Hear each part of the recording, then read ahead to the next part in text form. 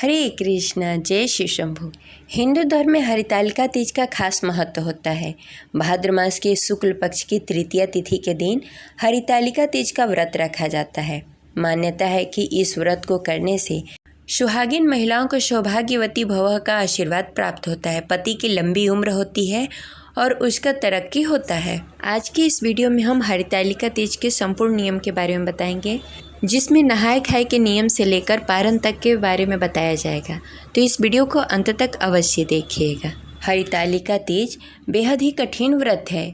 यह निर्जला व्रत रखा जाता है और अगले दिन पारण किया जाता है।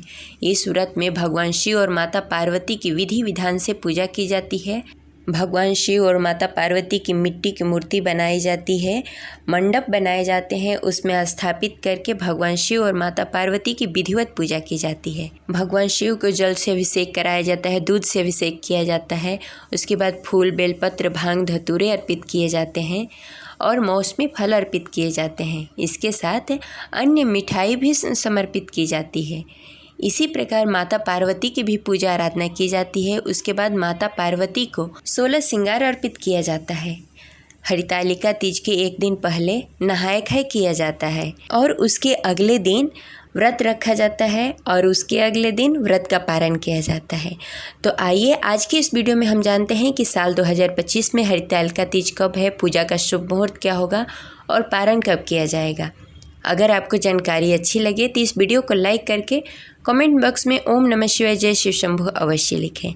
हमारे चैनल पे व्रत कथा भी सुनाई जाती है, तो उसका आनंद अवश्य उठाएं। अब हमारा चैनल फेसबुक और इंस्टाग्राम पर भी है, तो आप वहां जाकर फॉलो अवश्य करें। हिंदू पंचांग के अनुसार साल 2025 में हरितालिका तीज का प्रारंभ 25 अगस्त 2025 को दोपहर 12:35 पर होगा। वहीं इसका समापन 26 अगस्त को दोपहर 1:55 पर होगा।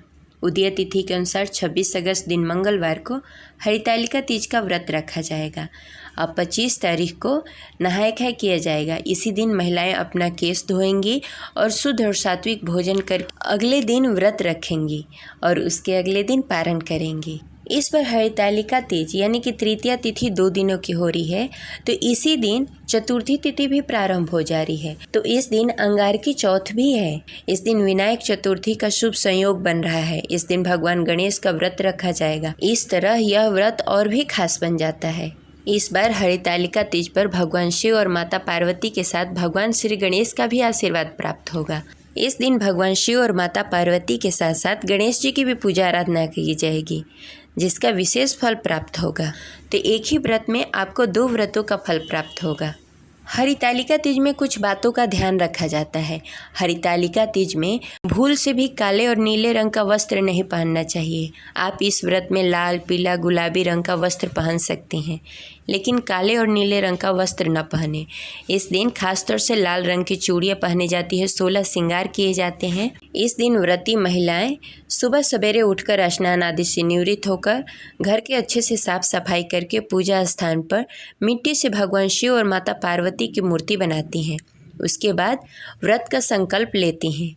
जैसे प्रतिदिन पूजा करती हैं, वैसे ही सुबह के समय में भगवान शिव, माता पार्वती और सभी भगवान की पूजा आराधना करती हैं और प्रदोष काल में पुनः स्नान आदि से निवृत्त होकर 16 श्रृंगार करके मंडप बनाकर केले की थुम्ही लगाकर मंडप बनाई जाती है। उसमें भगवान शिव और माता पार्वती के साथ गणेश जी की भी प्रतिमा रखकर विधिवत पूजा की जाती है। माता पार्वती को 16 श्रृंगार अर्पित किए जाते हैं, फल मिष्ठान अर्पित किए जाते हैं और लोकगीत भी गाई जाती है और रात्रि जागरण किया जाता है।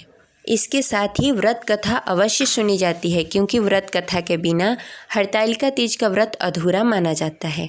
इसके बाद आरती संपन्न करने के बाद सब में प्रसाद वितरण किया जाता है और व्रत संपन्न किया जाता है और अगले दिन व्रत का पारण किया जाता है। ये रही आज की जानकारी। आशा करते हैं आपको अच्छी लगी होगी। तो मिलते हैं अगले वीडियो में। तब तक के लिए हर हर महादेव, जय शिव शंभु।